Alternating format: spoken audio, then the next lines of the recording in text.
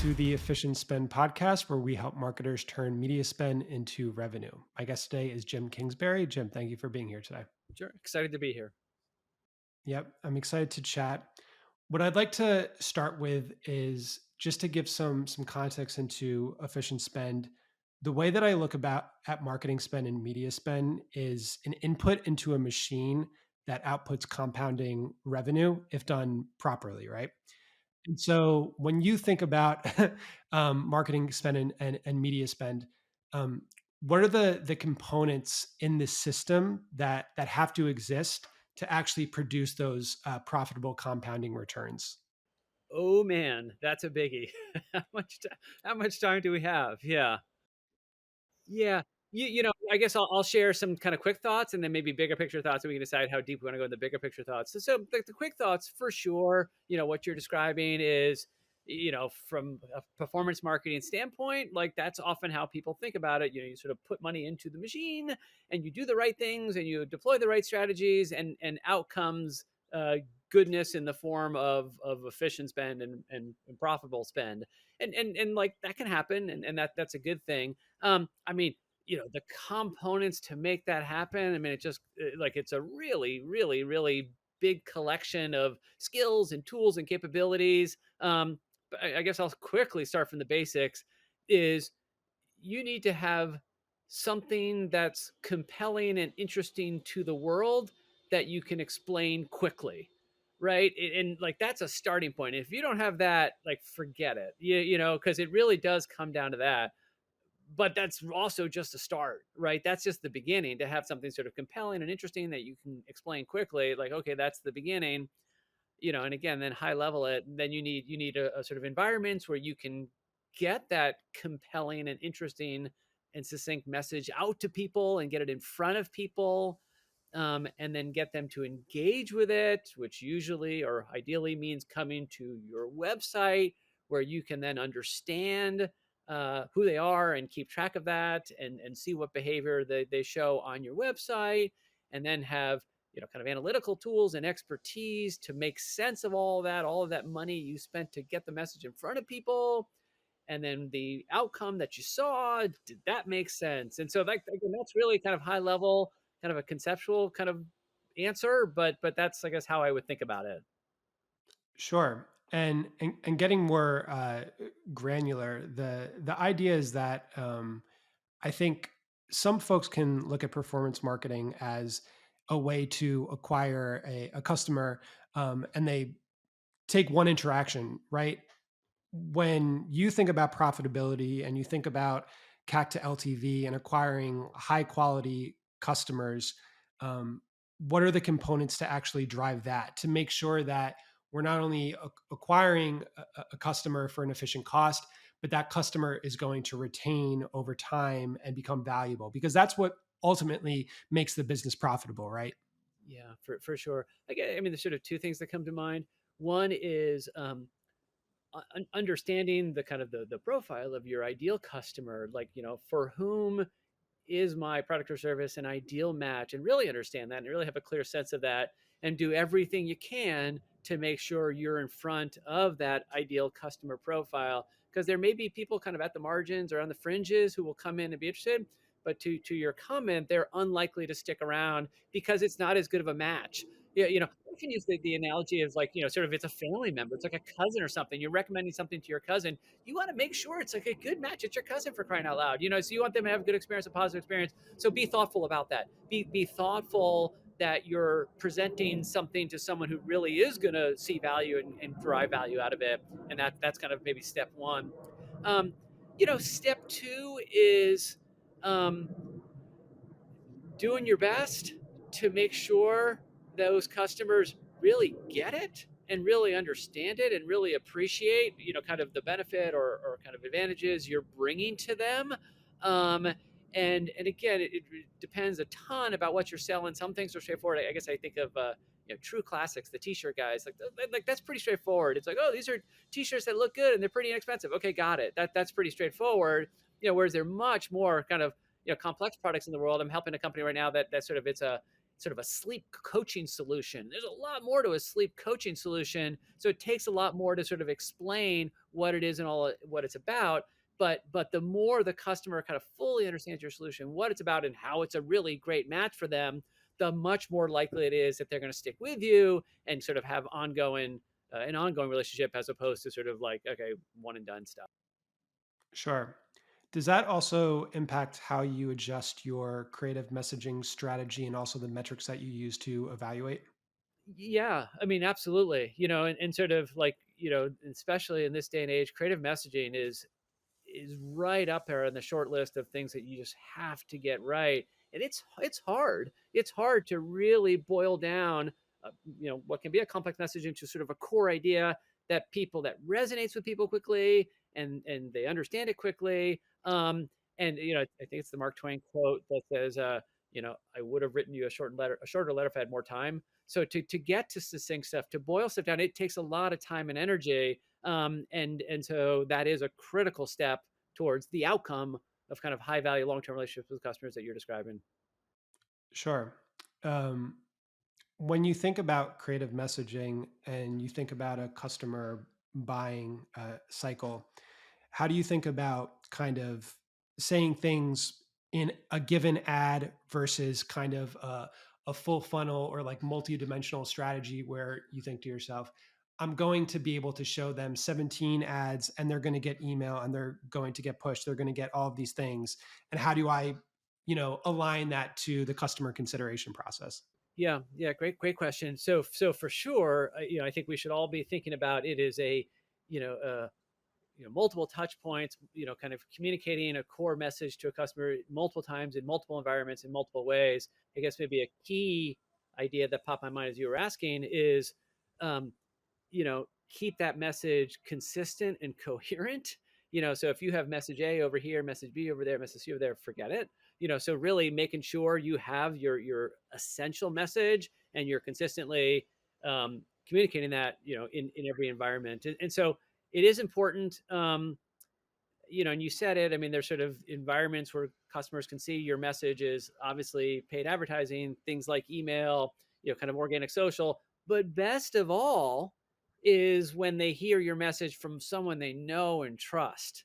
So like that's the ultimate. That's the by far the most powerful kind of form of marketing customer acquisition. So that's worth thinking about. It's like, okay, when my community, when my audience is describing what I have for the world, are they describing it in the way, one, that's accurate, and two, that's compelling, and three, that's just sort of going to get people's attention? And so you can't control that, but you can be thoughtful to try to get that language into customers' heads, your existing customers' heads, so that when they recommend it to others, it's consistent as well. Sure. And that is the importance of a cohesive message so that they're describing in that way, basically. Yep, for sure, for sure. Again, in all touch points in all environments. Yeah. How big of a challenge is that when managing large teams?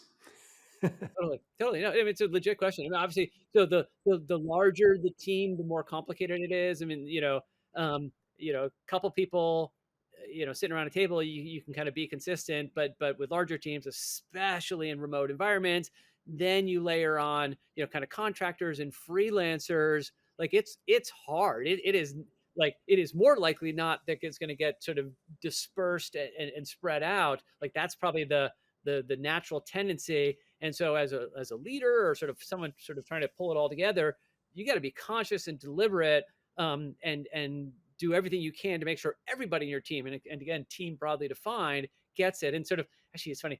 I was talking to someone recently, and they're like, "You once gave me this advice like 10 years ago." I'm like, "I didn't remember that, but it sounds like me." And it's basically this: is as a leader, if you're not kind of bored or like a little bit tired of what you've said, then you probably haven't said it enough. Because when it's fresh to your mind, that's fine. But it takes a lot of repetition and a lot of communication for a full group of people to grasp an idea and grasp a strategy. And as the leader of that group, again, repetition is absolutely your friend. And you probably should be bored of what you're saying. Otherwise, you probably haven't said it enough. Sure. I mean, it's analogous to repetitive messages to your consumers. It's repetitive messages to your employees. Yeah, that's right. I mean, it's just like we're all busy, we're all bombarded by a lot of stuff, and so you got to kind of be consistent and persistent in your messaging to break through. Sure. So I think a thing that a lot of startups are challenged with right now is the idea of incrementality and optimizing towards incremental conversions and profitable conversions. This idea that a lot of marketing budget is going towards a few channels due to strong digital attribution, and we're actually oversaturating audiences and not really looking for diminishing returns and incremental conversions. um, when you come into a brand, and I know you do a lot of fractional advising, what are the kind of core metrics that you look at, and how do you think about optimizing towards that profitable conversion, right? Yeah, yeah, yeah. So a lot in that question, and I guess I'll start by answering. It really does depend on the size and stage of the company. Um, and so for a company that's relatively young and relatively simple, and maybe just sort of spends primarily in say one, perhaps two channels, it is it is easier, it's less complex to answer some of these core questions about what's incremental and what's truly valuable. When you get into multiple, and I'll say three or more channels with spend in the millions and millions of dollars per year, and definitely kind of above $10 million a year, then it is a lot more complicated, and it is more challenging to sort of tease out what's truly incremental, what is delivering a marginal return on ad spend that's favorable and positive, and those questions do become important. Um, where to begin? I mean, so let's put the smaller company aside for the moment, because that is Sure. relatively easy, and sort of to speak about these sort of more medium sized companies spending at least a few $1 million a year. Um, Yes. the starting point is just like what I'd want to understand is, okay, what tools are you using, and really fundamentally, how are you answering the question today, right now, of whether your marketing is effective, is quote unquote working. And every company has that at some level. It may not be ideal, but they'll have a starting point. And again, it varies a little bit. I guess I'll give one quick example. You know, many companies rely on search marketing to sort of drive their growth, or that's their primary channel. Um, and that one I'm a little less reasonably less worried about, because someone kind of proactively goes into Google and is like, I'm looking for, backyard umbrellas, right? And so they are proactively raising their hand. They come to your site. Um, it's reasonable to assume that that ad that you put in front of them when they raise their hand is driving behavior that wouldn't otherwise have happened. If they knew of you already, they wouldn't have gone to Google, right? They would have come to you directly. So in search marketing, so like, I guess the question I'm asking, what are their core strategies? How big are they, and what are their core strategy? Medium-sized company that's active in search. You know what? I'm not going to sweat it too much. I'm not going to worry about it too much, because the nature of search marketing, there's more just kind of inherent incrementality. But then you then go into channels where all other marketing channels, frankly, where people are not raising their hands. So kind of meta ads would be the obvious, but all of it, sort of TV or just anything. Then these questions about incrementality do become a lot more important. And so then it's a question of like, okay, what's your scale and sophistication of the marketing that you're doing in these non-hand raising channels? Um, what are the tools that you're using? And yeah, and then it's just case by case, but really where I'd want to get to is, do you have some mechanism for understanding a baseline behavior, some mechanism for understanding people's likelihood to purchase in the absence of seeing an ad? Okay, great. You have that baseline understanding. So, okay, great. Now, when you put an ad in front of these folks, what kind of purchase activity do you see? And then it's the difference. Then it's the difference between those two things. And that's incrementality. And there's a lot of ways to get there. There's a lot of tools to do that, but just that's do you have something, or do you even understand that concept? Does that concept make sense? And then start talking through the tools and the processes to get there. It takes time. It's not like a kind of a one day, oh, we got this figured out. It's like a few weeks to really kind of sort it all out. Yeah. Yeah, for sure. And I think that's the challenge, because if you look at someone that has a massive presence on paid social, they're running Facebook, TikTok, Pinterest, Snap, Twitter, Reddit, Quora, et cetera, all based on pixel based conversions, all looking for that user. None of those pixels talking to each other. So there's just a ton of saturation. You mentioned in a recent LinkedIn post that you think that MMM is going to be foundational to a measurement stack for most e-commerce brands. Yeah, yeah, I do, and it's sort of, I mean, the example you just gave is a perfect example. All these sort of, this all this pixel based reporting. One, it's all siloed, and so it's not talking to each other, so it overcounts a lot. That's one big issue. The second big issue is there are more and more restrictions on what that pixel based reporting can share, with the advertiser. So it's getting degraded just kind of almost continually now. So it's like anything that's kind of click based or pixel based is kind of fundamentally challenged.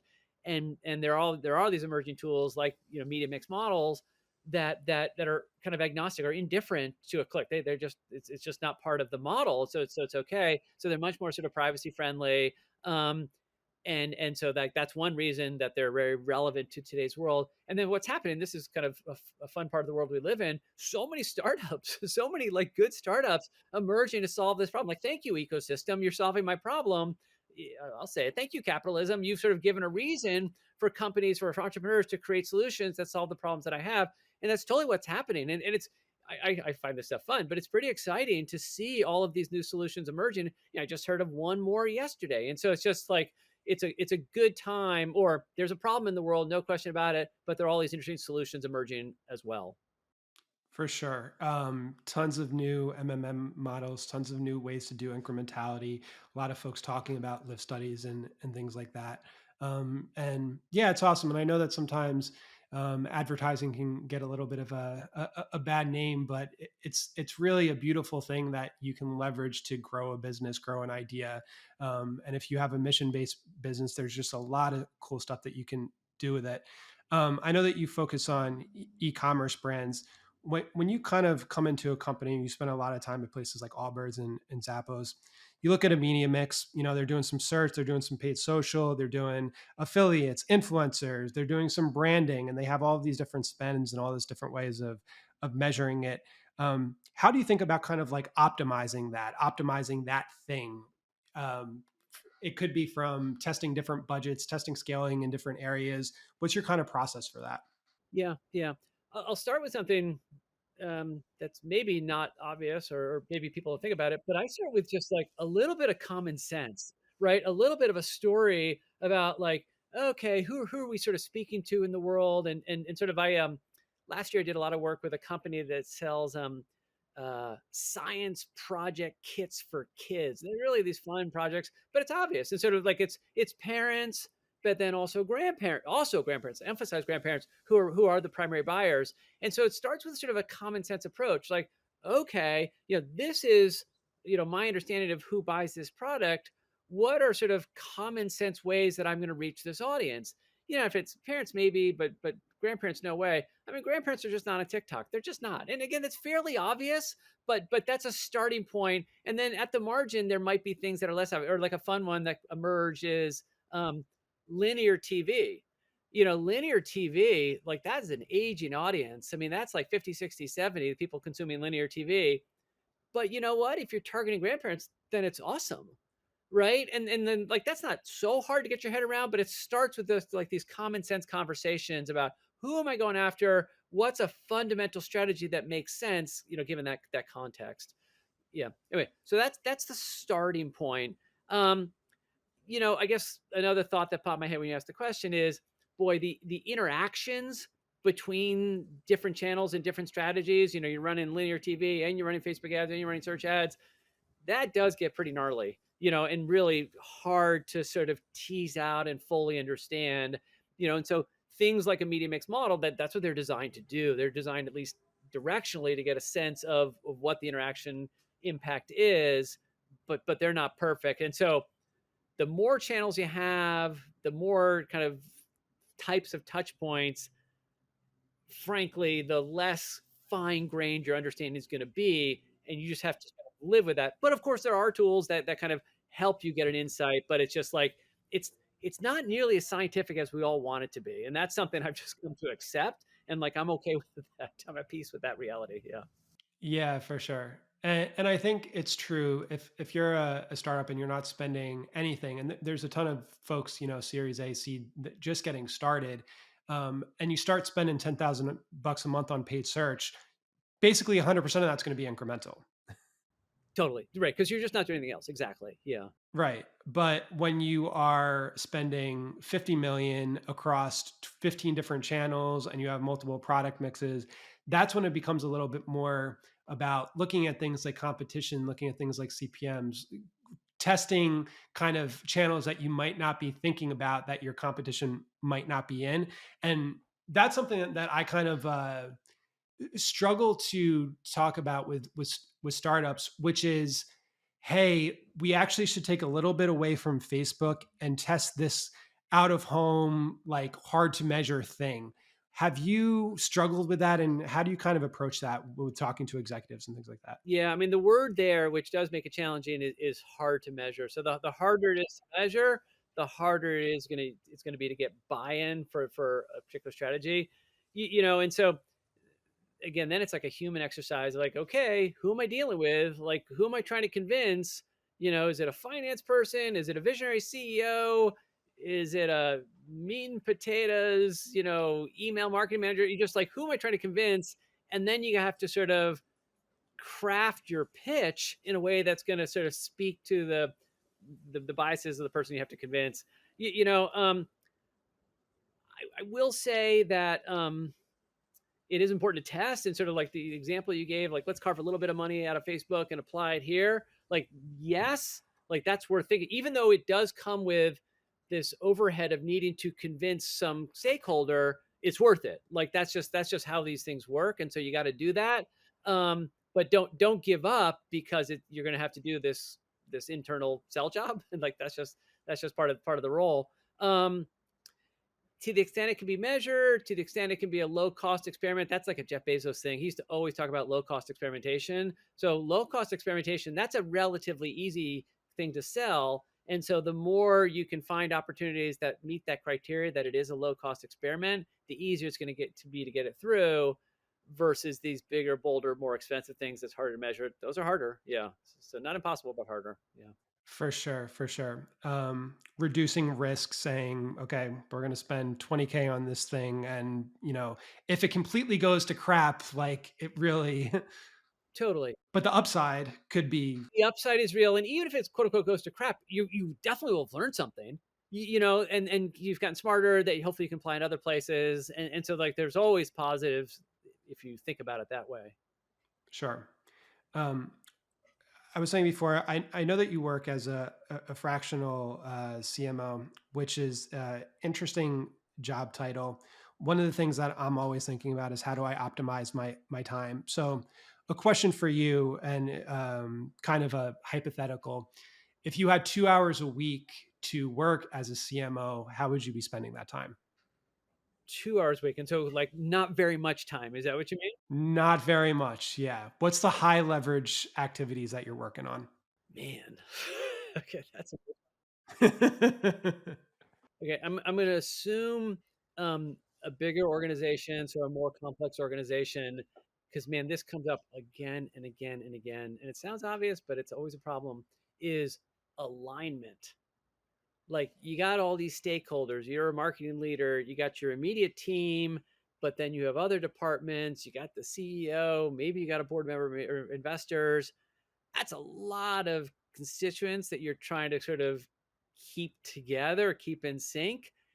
And when those stakeholders are not aligned, life can be bad. And you may not even realize why. Like, what the hell's going on? Why is this so hard? And so often it's because, well, this person over here thinks this, but this person over there thinks that.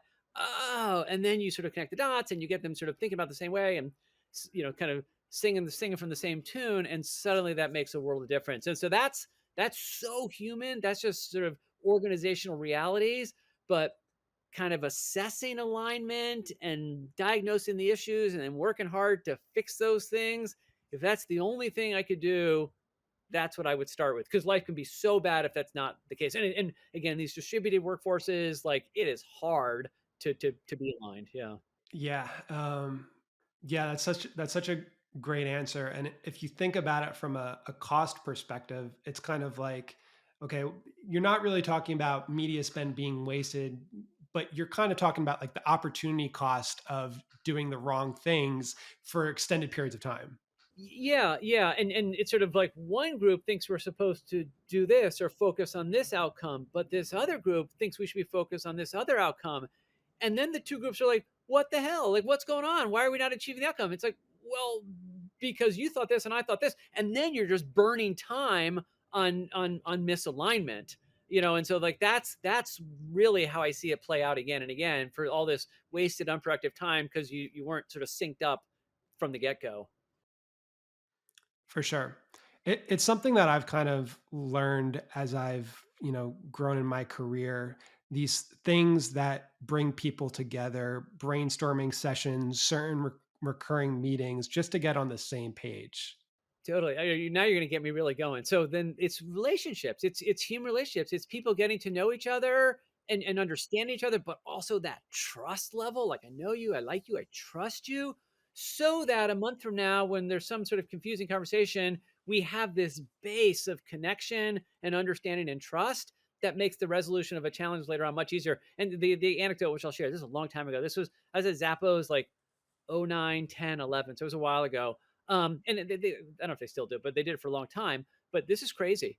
For managers, any and every manager of people, Zappos would say, hey, manager, you should be spending 10%, maybe it's 20%, either 10 or 20% of every work week on non-work related activities with your team, like bowling and improv. We were in Vegas. So it was like shooting, the shooting range is just like anything. It was like, what? You get it? Like, it's crazy. And then here's what they would do. They would then sort of like, okay, manager, you've now been doing this for 2 or 3 months. You've invested all of this time, not only your time, but your team's time, like 10, 20% in non-work related stuff. Do you think your team is 10 or 20% more productive and more effective than they were before you started this stuff? And almost every manager was like, yes. Like, those investments were so worth it to get everyone on the same page. And it is so, again, unusual and not intuitive, but it was such an eye opener for me. And I can't say that I kind of uphold that, but I try. And the principles are, it just gets people connected, trusting each other, understanding each other, talking, just being friends. And that makes a world of difference. Yeah. Yeah. I wonder what the implications of that as we start to incorporate more AI based tools. It's gonna get interesting. What I'll say also is like, as someone who is a big fan of financial independence, retire early movement, and investing and things like that. This idea of getting "fuck you" money that you can do what you want, right? I've gotten to a place like financially where I'm a little bit like I'm not as worried about losing my job tomorrow, right? Which gives me this kind of thing about me where it's like if I don't want to do something, I probably won't do it. And but I'm also a really good employee if you motivate me and inspire me. Totally. All right, I'm going to keep going. I mean, you're really kind of pushing my buttons right now. So there's lots of good executive coaches out there in the world. There's one that I think is fantastic. This guy Matt Moshari. He's a CEO coach. He's a high profile CEO coach, and he's like, I don't have any original ideas. I just take ideas from others, but he does a great job explaining them. But one he talks about that's not his original idea, but he talks about a lot, is your zone of genius.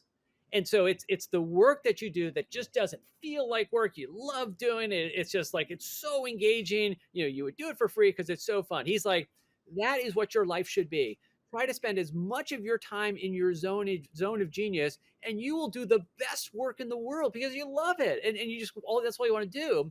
And kind of what comes to that is you're saying no to the stuff you don't like. And so what you're describing, you're saying no to the stuff you don't like, and you have some flexibility to do that.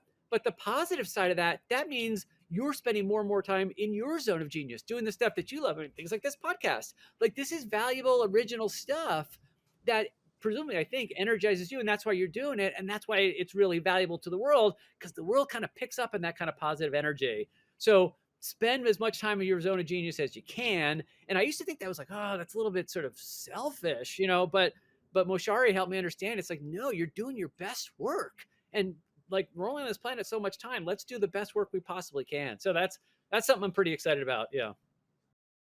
Sure. I've dived into his method a little bit, and he has a Google Doc, right, with just a bunch of great information. Tons. It is crazy how much content is out there. Tons. Yeah. Sure. Back to kind of planning and time management and things like that. I know you work with a bunch of brands, but how do you kind of plan out your your quarter, your months, your weeks, your days? How do you think about that now? Yeah, I'm a some parts of my life I'm a good planner. Other parts of my life I'm a less good planner. But I mean, let's say on a quarterly basis, or we're looking at next year, even annual. I do think it starts with this theme. One zone of genius, like just and it's a different answer for every person. What gives me energy? What do I want to spend as much as my time in? And so that's a theme. That's a theme for next year. And I'm starting to define what those big themes are. Like I know, I just one example. I really enjoy LinkedIn posts. I just shared one like 20 minutes ago or an hour ago, and it's just fun, and I get a lot of energy from that.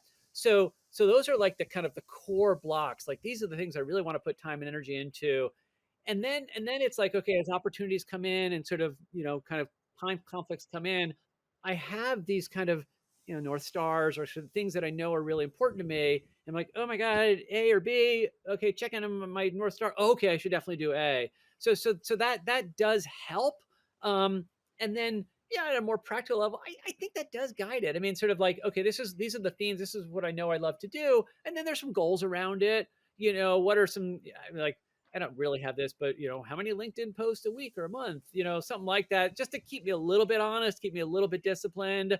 And on Sunday night or Monday morning when you're mapping out your week, your themes, you got a couple of goals, and that helps you sort of say, okay, this is what's most important for the week. And so yeah, I guess that is generally speaking how I approach it. I guess a question more specifically, if you work with different clients, how do you make sure that you're kind of like spending an appropriate time? If you price that out, is it kind of like monthly retainer? And then how are you ensuring that you're, focusing where you need to? Yeah. Um, I mean, the ideal way that I like to do it, just when I have a couple clients, is I do like to have a monthly retainer for a range of hours, and it depends on the situation. Maybe it's 3 to 5 hours, per week. Maybe it's 5 to 10. And so like that's a starting point, basic expectation. And then I do like to have fixed times. Like, all right, company X, you got me Monday, Wednesday, Friday mornings for 2 hours, always guaranteed. I'm always going to be available. And that creates some structure. And then that allows me to kind of manage a schedule because I'm like, okay, Monday, Wednesday, Friday morning, I got this company. And this other company gets Tuesday, Thursday afternoons. So that makes sure there's not overlap. So that, again, some basic structure like that does help.